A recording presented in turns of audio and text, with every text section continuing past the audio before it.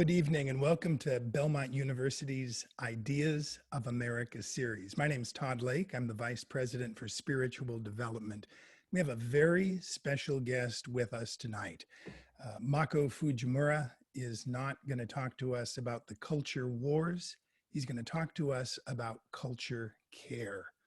Culture care is an alternative to the culture wars that have characterized politics in recent years. It's a philosophy born of Makoto Fujimura's art and Christian faith that offers the creation and conservation of beauty as an antidote to cultural and political brokenness. The thesis of culture care affirms that beauty is vital to soul care, offering a vision of the power of artistic generosity to inspire, edify, and help unify our nation. Makoto Fujimura was a presidential appointee to the National Council on the Arts from 2003 to 2009, and two of his books, Refractions and Culture Care, were written during that time. He's one of the premier living abstract painters, whose works have been exhibited and sold on 4 continents.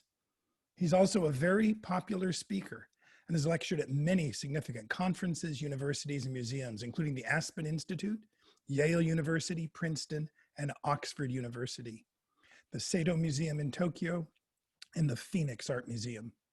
We're glad to welcome Mako back to Belmont, since he's visited twice before to work with what is now our Watkins College of Art, as well as to speak to over 2,000 students as our featured first-year seminar speaker. Students lined up for an hour afterwards to talk with him, to purchase his latest book. When college students purchase a book that isn't required for a class, you know the writer and speaker has something very special to say. Mako could be joining us from just about anywhere. He works in California and Japan, New England. New York City is where he founded the International Arts Movement. But today he's speaking to us from his studio in Princeton, New Jersey. I'd like to welcome Mako, and we look forward to hearing from him now. And those of you who are watching can go to the Q&A on the bottom of your screen. And if you've got questions as the presentation proceeds, just type them in there and we'll take care of them. And then in about 20-25 minutes, we'll turn to the questions and have a chance for Mako to respond to what you've asked. Mako, welcome and thank you for returning to Belmont. Thank you, Todd. And it's great to be back in such a time as this. Good to have you with us. So I wondered if we could start with a polling question, since it's the debate. It's probably appropriate to poll everything right now. I'm wondering if you have, those of you who are listening, have heard of the term Kintsugi, K-I-N-T-S-U-G-I, as just popped up on my screen. Have you ever heard of this form? And I'm going to come back to this perhaps in Q&A with Dr. Lake. So here is the situation, issue at hand, right? You're going to have a presidential debate at Belmont. And we have a culture that is culture wars. How else would you define this culture of animosity, of divisiveness, of, whether you are on either side of the aisle, whether you think of yourself as ideological or not, we are thrust into this culture that James Davison Hunter in actually the book Culture Wars came out in early 90s. He was working on this thesis as early as late 70s of this divide in this nation, especially, that he coined the term culture wars. And he warned when he was writing this research, he's a sociologist, and he spoke of the possible consequence of having a culture in which the left and the right will be fighting for cultural territories. And he wrote this.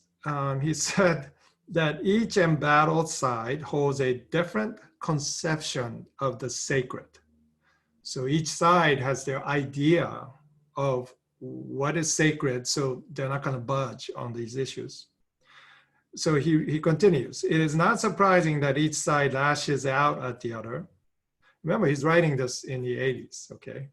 Each side lashes out at the other. Humans simply cannot tolerate the desecration of that which is most cherished. It is true, therefore, that each side of the cultural divide represents a competing dogma. It would be no surprise to find evidence of certain politics of exclusion, the markings of a social bigotry. And indeed, this is still another way in which each side of the new cultural divide mirrors each other. James Davidson Hunter, Culture Wars. And as an artist, you're looking at my work here in Princeton. I've been pretty busy. Being self-sequestered is a typical stance for an artist, so not much has changed in COVID time. I just cannot travel to my Pasadena studio. I've been very productive getting these paintings ready to be shipped to Taipei, the island in which it's probably the safest place in the world right now. They had only 7 cases because their government, learning from the SARS crisis, had instituted deep learning machines to institute this way of protecting its citizens. Imagine that, right? Leadership taking technology and making it work for their citizens to protect their citizens. Now, the economy there is actually doing very well. So I am able to continue my career in Asia because of that. The tension, coming back to America, the tension right now that we have, especially before this election coming up, is many people think that this election is going to define the political landscape, certainly, but the cultural landscape for many years to come. Well, my thought is that what James Davison Hunter wrote in the 80s has already become reality. That what he warned as a sociologist, that we will not be able to talk to each other because we find it actually offensive when the other side defends their views, because they consider that to be sacred and this side considers another thing to be sacred, and they're diametrically opposed in their construction of ethics. And so he warned that this continues, there will be such a fragmented fissures that we will not be able to bridge the divide. So here's where Kintsugi comes in. Kintsugi is a venerable tradition, Japanese tradition, of mending broken vessels, broken bowls like this. This is a 17th century bowl that was mended recently by a Kintsugi master that I have been working with in Japan. And notice what he does, okay? This bowl, fractured in many places, has been put together by Japan lacquer. Japan lacquer is, it's called urushi, and it's something that's made from poison sumac. It's very toxic, very dangerous to use. It takes years of mastery of Japan lacquer to be able to do Kintsugi well, because the idea is that you are able to reuse the mended bowl. But you notice that instead of fixing the bowl into its perfected form, which is kind of the Western idea of fixing, the Japanese tea masters decided to make something beautiful out of the fractures. So the gold becomes this tree or river that flows into the fractures themselves. So on top of Japan lacquer is flakes of gold that has been polished into the divide throughout this beautiful, beautiful tea bowl. The resulting Kintsugi bowl, mended 17th century bowl, mended in recent times, is now more valuable because the Kintsugi master has worked on it. So rather than fixing the divide, Kintsugi master is interested in creating something new, something even more valuable, maybe because it has been broken and it has been cared for by the families of tea masters, held on to this bowl for several generations perhaps, so that this broken vessel can be mended to make new. So I have been working with this Kintsugi master to bring this practice into America, and we launched a thing called Kintsugi Academy, and I'll tell you more about that. And I would love to bring this maybe even bring the Kintsugi master to Belmont, so to work with you to think about the impact of what this art form can bring, not just to mend broken bowls, but to think about our lives, perhaps the traumas that we've been through, the fractures that we've been through in our lives, but certainly the condition of our culture that has been decimated by culture wars, that has fractured almost everything that we hold sacred. The thing about culture wars that is no surprise to James Davison Hunter, but perhaps is a surprise to us, is that by defending our turf, by fighting culture wars, we actually hurt ourselves. So when we demonize the other side, as James mentions in the last sentence, we're actually mirroring the hatred and demonization of the other side that we want to fight against. So we're actually doing the same thing to each other. And therefore, no one wins in culture wars. Everyone loses. Because of the fractures in this nation that started in the 80s, that became this unbridgeable divide by post-2011, 9/11 realities, culture wars have become our culture today. And that is a huge issue that we're dealing with, that we have to think about. So it's not whether you vote for one candidate over the other. It's not who wins and who loses. It's how we talk about it that matters, that will create an enduring consequence to the next generation. If we keep fighting culture wars and keep fragmenting this nation, there are going to be consequences that at some point will be irreversible. We, in this context at Belmont University, has a certain way to think through this, and that is the gospel. That is what we hold sacred. And that message of Jesus standing on the hills of Galilee and speaking into the what has been called historically Armageddon Valley, and to the right of Sea of Galilee, where he stood on the hill, is Magdala, Nazareth, and that is called the Armageddon Valley. it's the most contested land place in the entire region.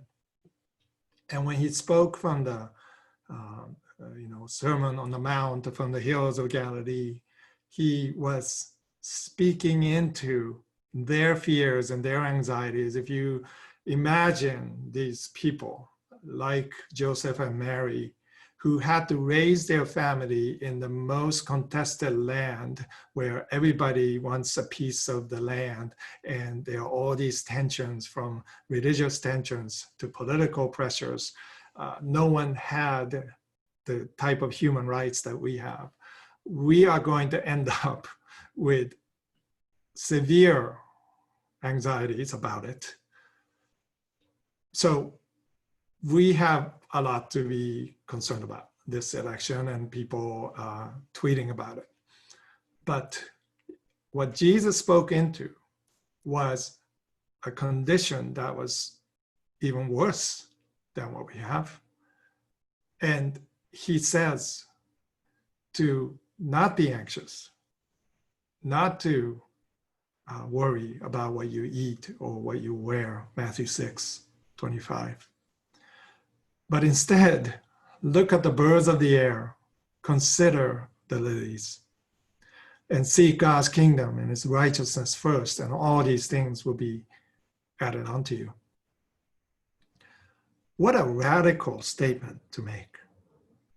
It is not the Darwinian scarcity mindset that defines culture wars. It is a practice of love faced with scarcity that is so counterintuitive, that is even supernatural, but one that we as Christians are asked to follow. So anybody demonizing the other side just because of their ideological positions is not following the Savior. And I say that with humility, knowing how hard that will sound to some of my friends. But I will make the statement that following Jesus requires trust and sacrifice. And to live in Christ's love is to be able to face the ground zeros of your life, the scarcity that you see in front, the battle zones, and to inject gold, love, into the fractures, which is exactly what Jesus did. So I want to just end with a story about post 9/11 days for me. I wrote a book called Refractions, reflecting on the time of being a ground zero resident in 9/11 and post 9/11. I lived 3 blocks away from where the towers stood. And my children went to a grade school 2 blocks away from the towers. I did not know if they survived that day. And I was fortunate that they are thriving now. They are grown children, almost 20 years later.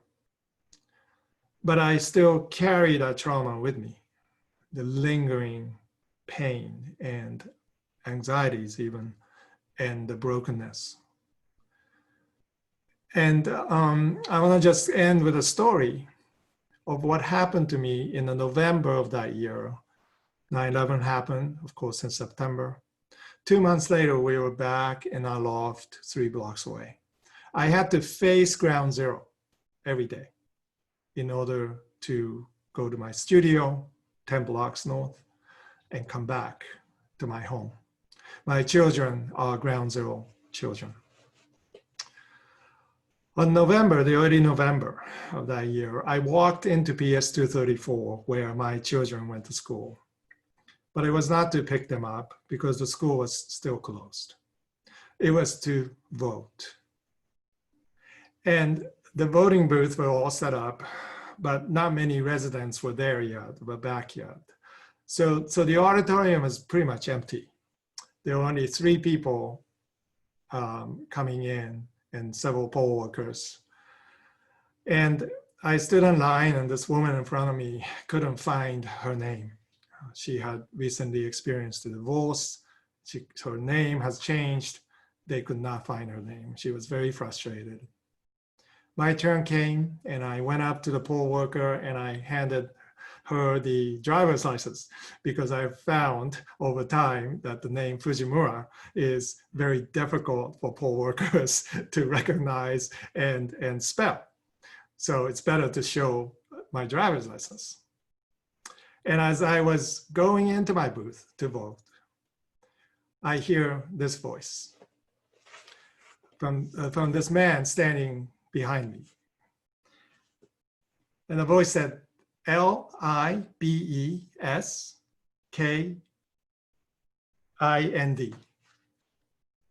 He was spelling his name out. And I had to stop and turn because I heard his name. And the poll worker asked, L-I what?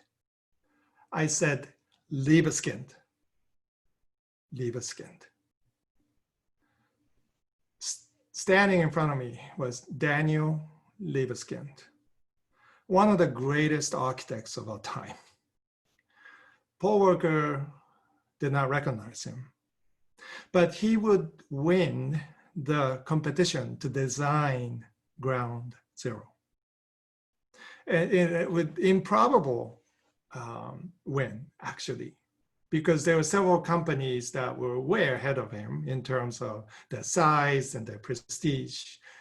But Daniel Liebeskind, who designed the Denver Art Museum and the Berlin Holocaust Museum that was opening on the day of 9/11, 2001, flew back to New York where he lived, and he was there to vote, cast his vote. And he talks about this in his book, Breaking Ground. And I want to kind of share with you what he saw as he designed for Ground Zero memorial design, as well as, this is a master design. So he would have to work with other architects to build the buildings. But it was his idea to make the Freedom Tower 1,776 feet long. It was his idea to map the area out so that the light will break in on 9/11 every year and cast light exactly between where the tower stood. He won this competition by his innovative and inspiring design. And what happened on 9/11, which many people don't realize, is that when the towers fell, the number one concern that the mayor's office had was that the slurry walls that protected the bottom, the basin, would crack. And the waters from Hudson River and East River will flow into the subway system of New York City and beyond. And what that would do is possibly collapse Soho, this area of neighborhood south of Houston, which is about a mile north of Ground Zero. So that's what they were worried about. So Daniel Liebeskind talks about the slurry walls of Ground Zero. And in my book, Refractions, I have a chapter called Liebeskind. And this is what he wrote, actually what he said at the news conference in 2003, after his design was chosen. He compared these walls that surrounded the base of the towers to the resiliency of democracy. He said, these foundations withstood the unimaginable trauma of destruction and stand as eloquent as the Constitution itself, asserting the durability of democracy and the value of individual life. And I conclude this talk and this chapter with these words. So in that morning at the empty gym of PS 234, two creative artists with strange names did cast their votes 2 blocks away from ground zero. I was fortunate that both of our names were challenging to spell, thereby giving me enough time for genuine conversation with one of the most important architects and to eventually befriend him. No matter what the future holds, the voting process spells out the names of the countless faces one by one, and all votes will be counted equal after all. Perhaps in that sense, it is good that the woman at the booth did not recognize us. Poll workers do not have to know who we are. They just have to identify our unique names in the black book.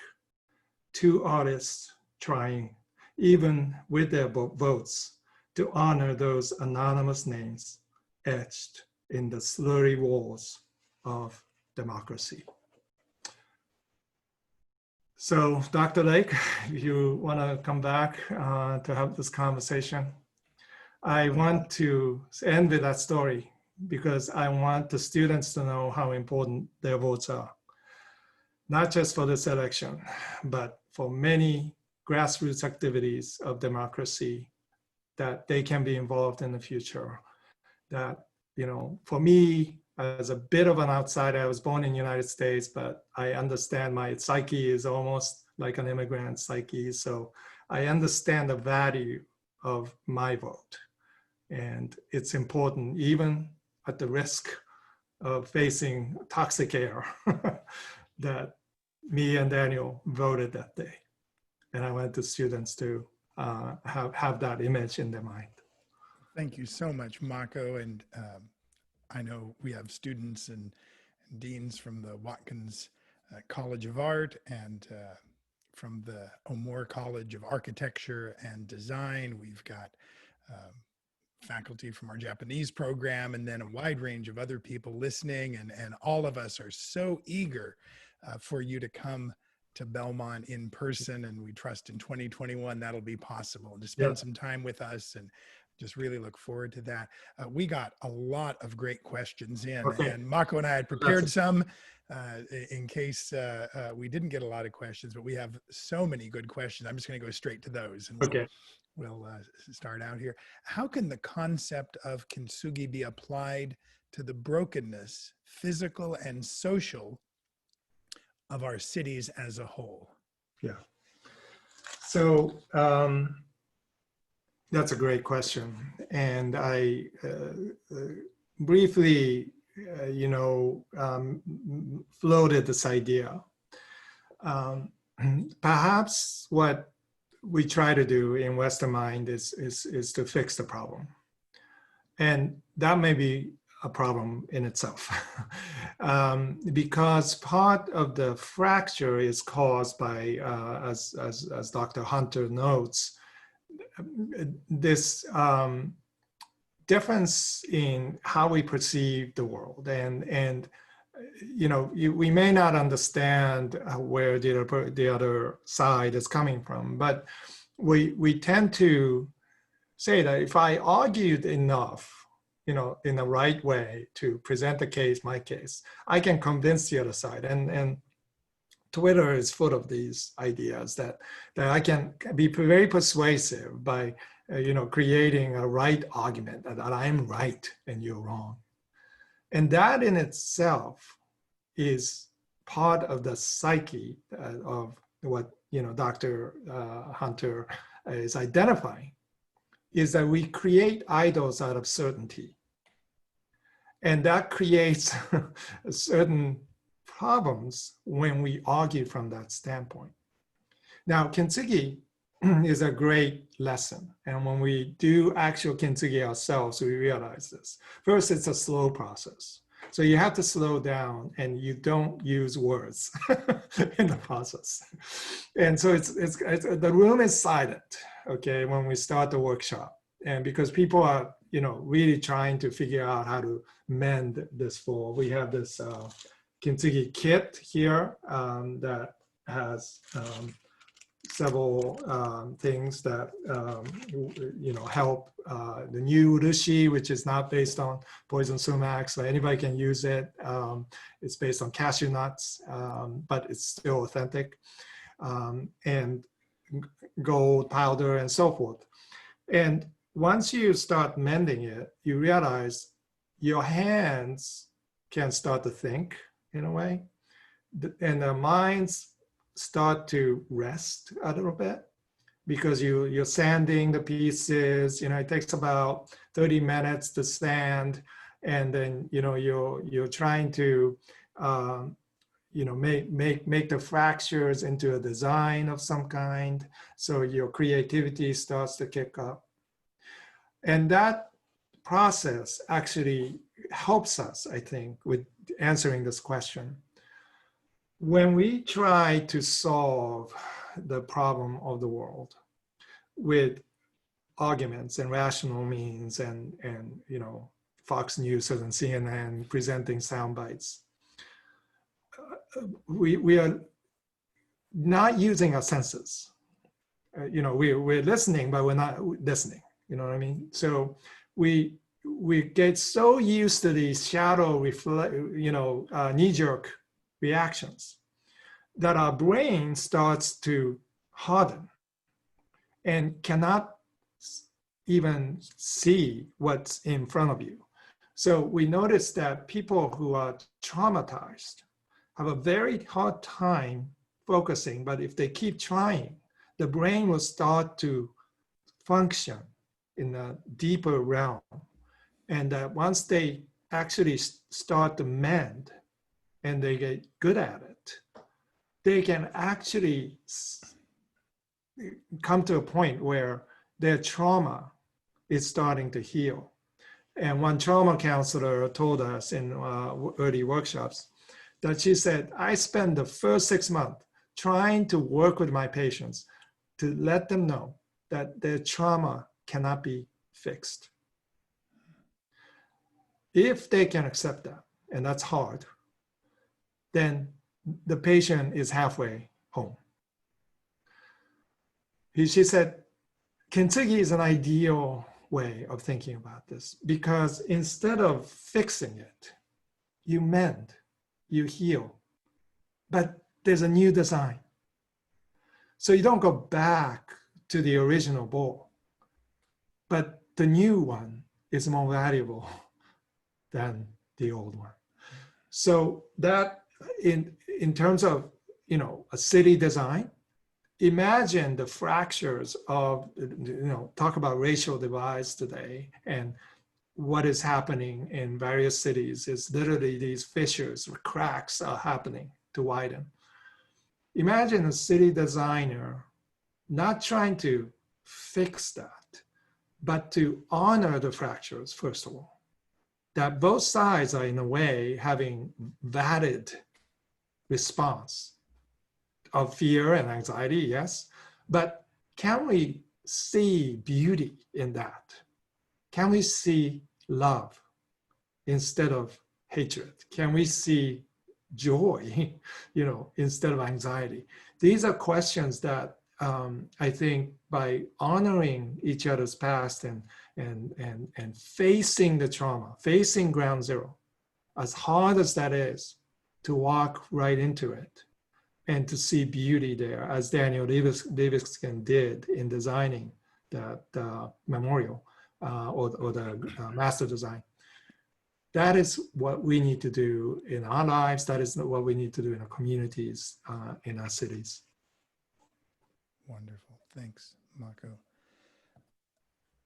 One of our viewers said, I've heard you speak about the role of the arts in shaping culture. What would you say to all the artists? We've got a few musicians here in Nashville, as well as some painters and architects and yes, fashion designers, all Yeah. sorts of artists, Yeah. sculptors, and photographers. Absolutely. What I would you love say to that. all the artists watching about their role as culture Well, shapers? it's interesting, right? You're having me, an artist, to come and speak, and just prior to the debates and all that, and the typical reaction would be like, "Why are you having an artist come? Like, what? What is this? Like, You were our artists." first choice, Marco. Well, thank you, but many reaction, right? The reaction that many artists get is like, you're kind of extra, it's nice if we can afford you, to buy your paintings, to have your music, but and especially in this is actually amplified in the church, because people say that, well, we have great music, we honor our musicians that way. I speak to the musicians. They're like, I ask them, so how you doing? Is your church helping you to be an artist, to be yourself? And they'll have tears. These are major leaders in the church, worship leaders. We're not asking them, how you doing? We're just using them to grow our church, to have this immersive experience of worship, which is important. I'm not discounting that. But as individuals, are they seen as unique individuals that can create something new into the world? And many of them will tell you, no, I'm struggling. Our church is doing well, I'm getting paid well, but I feel like I'm losing my soul. So in that context, right, whether you are invited to a forum like this, a very important forum about the future of democracy and so forth, many people don't understand that arts are fundamental. So, example of Daniel Oliverskin, right? We were the only ones in that room voting. Why? Because even though we were artists, right, we understood that we are part of the new creation, that our votes matter in that sense, that our leadership matters, to speak into the divides, to deal with the difficult conditions, the politics of New York City in architecture. Daniel knows that that's part of the cost that he has to pay in order for him to have a voice. He's not talking about his ego and his design and his accomplishments, which he could easily talk about. He's talking about what the architecture itself is a process of democracy.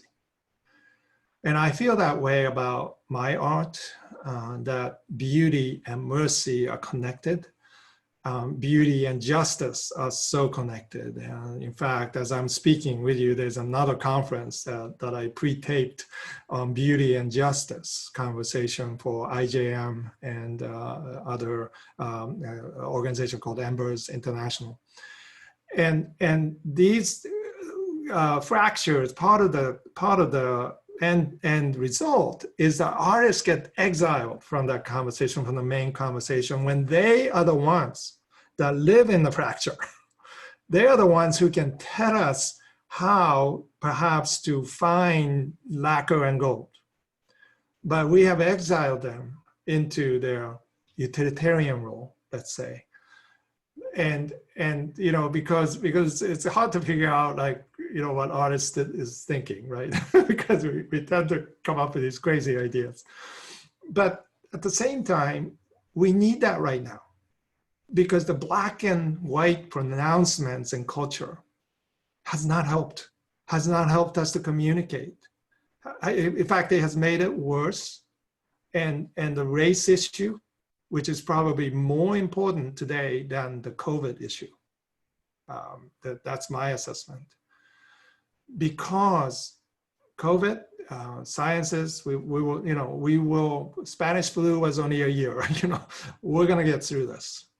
But the race issue, we better deal with now and deal with it well.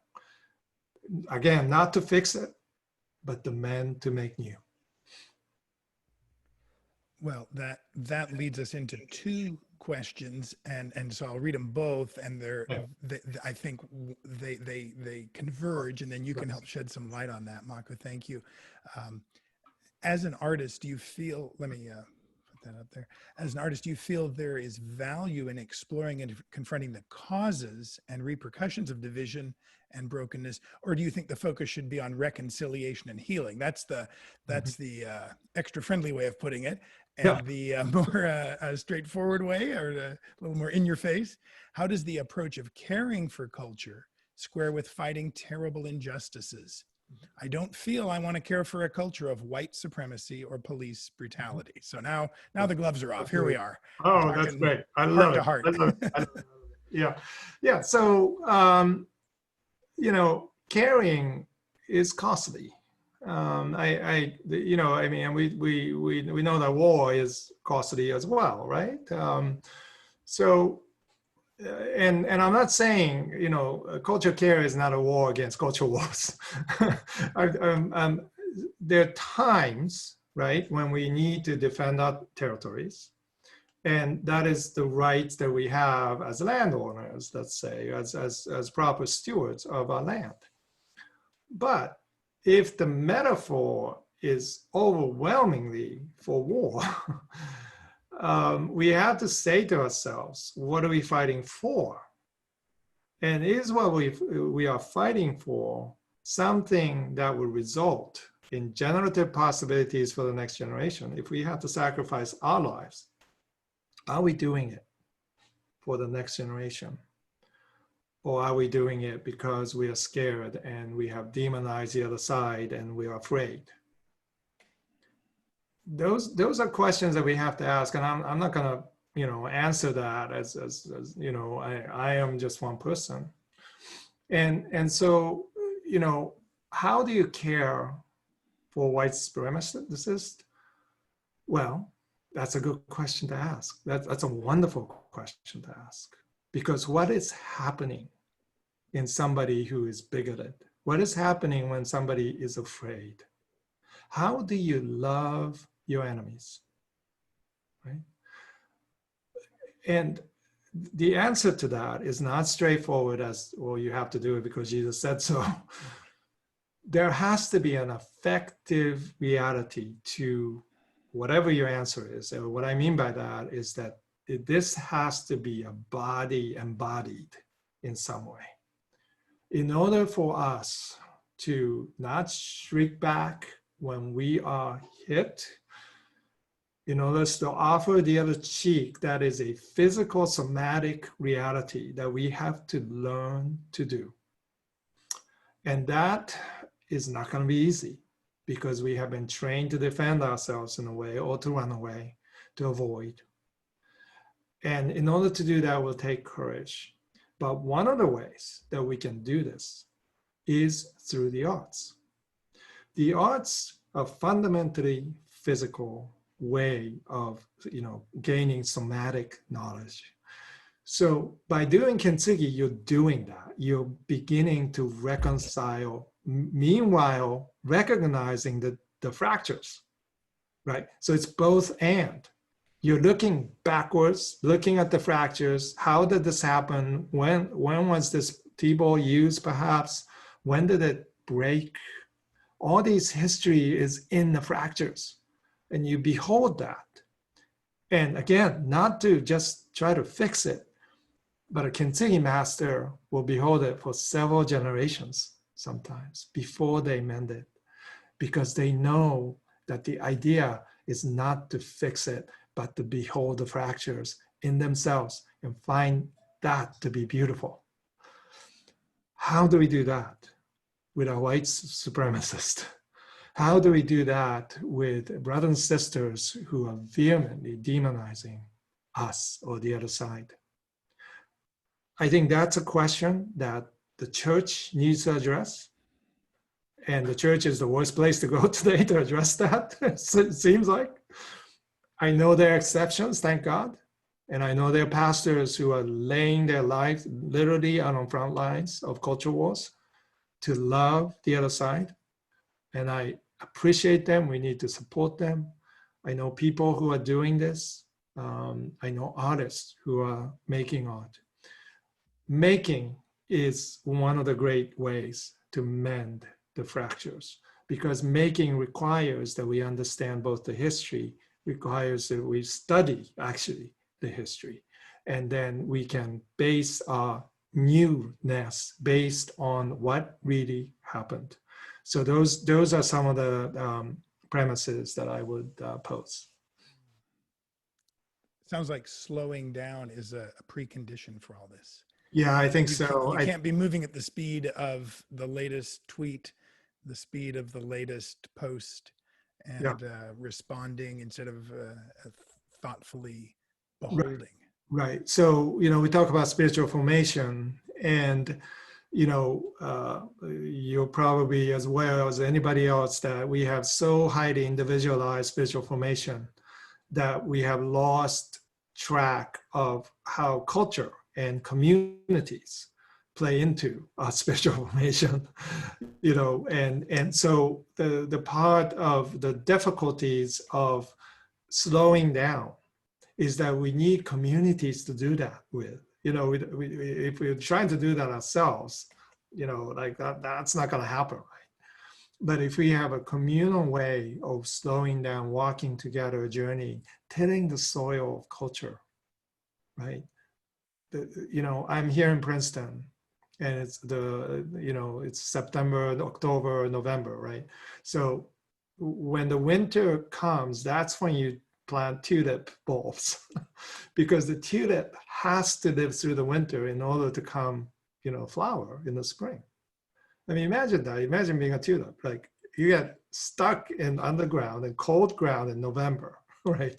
And you go through this dying, starving yourself. And that forces our roots to grow deep into the ground so that when the snow melts, we're able to come out, right?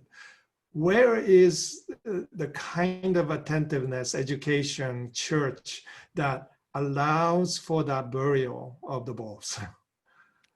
Where can we go where that is affirmed? Where we come to church and we say, how are you doing? Not so well. Praise God. Come in. We're going to have a Kintsugi workshop.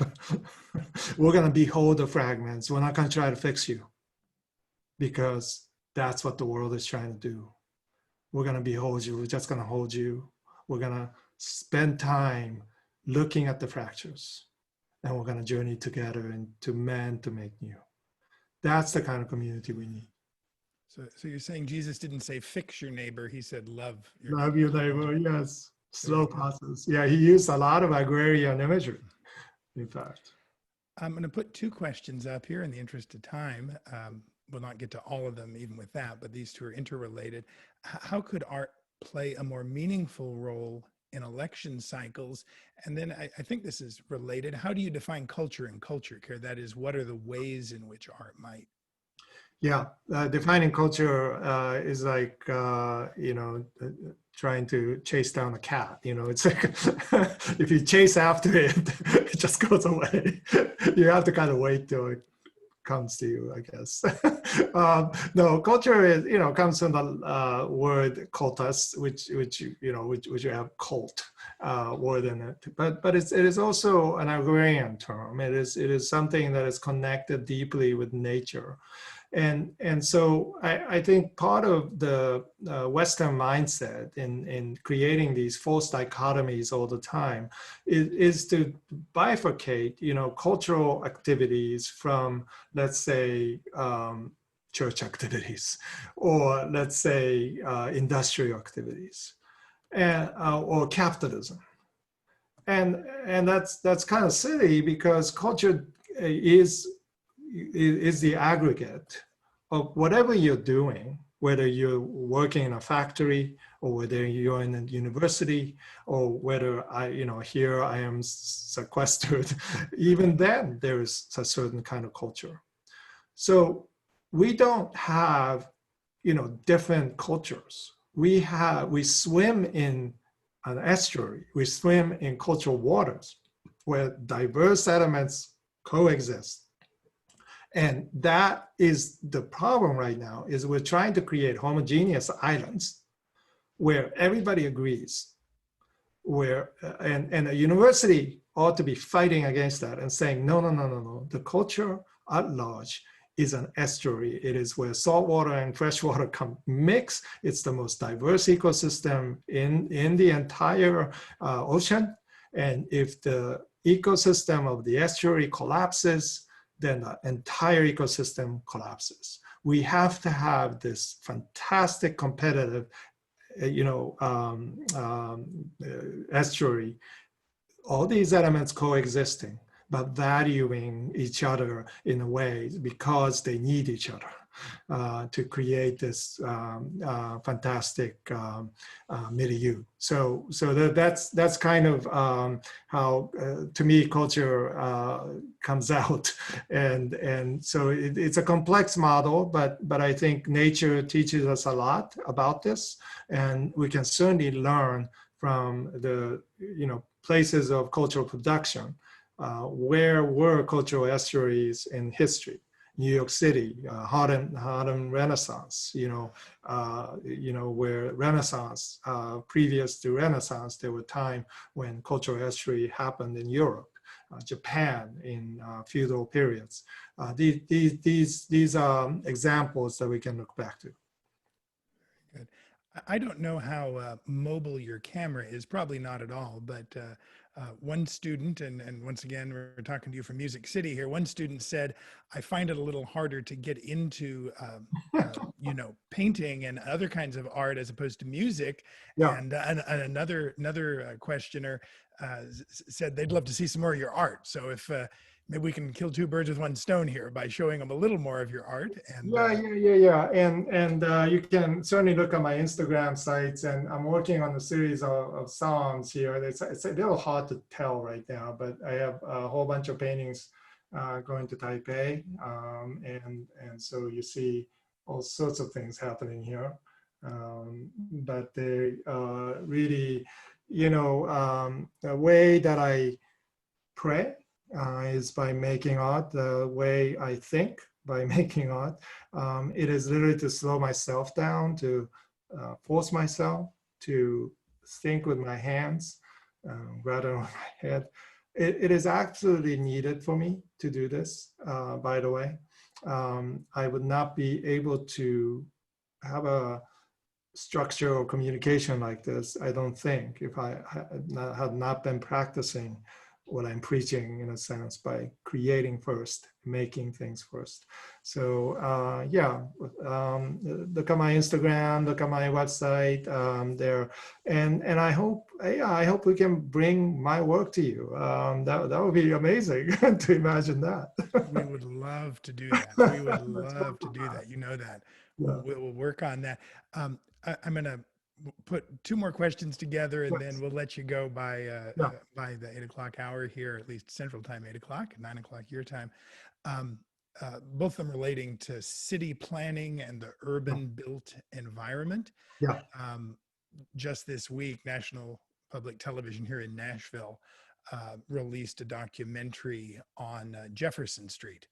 And that was the Black business district, and most cities had one. We know about the Tulsa Race Massacre, which killed 300 African Americans in 1921 when the Black Wall Street was destroyed there, this thriving community.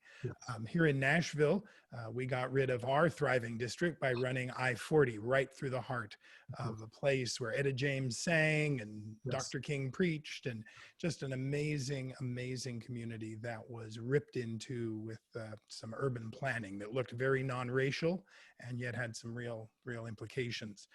So the questions, what do you think the considerations should be for architects, for city planners, for designers in terms of the opportunity before them with the built environment, and how can architectural design impact in a way that can mend the systemic racism that's integral to so many of our cities' designs? So a lot there. We'll let you close with that. Oh my goodness. Yeah. So I have a chapter in my Refractions book about Jane Jacobs of New York City, Greenwich Village.